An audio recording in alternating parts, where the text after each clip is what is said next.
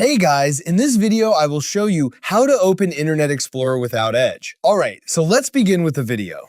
First, open the Windows search bar and type Control Panel. Once it appears in the search results, click on it to open the Control Panel window. Inside Control Panel, locate and select Internet Options.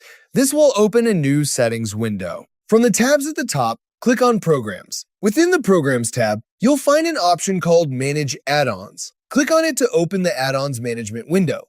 After the Manage Add-ons window opens, look toward the bottom right corner where you'll see a link labeled Learn More About Toolbars and Extensions. Click on this link to continue. When you select the link, Windows may attempt to open the page using Internet Explorer.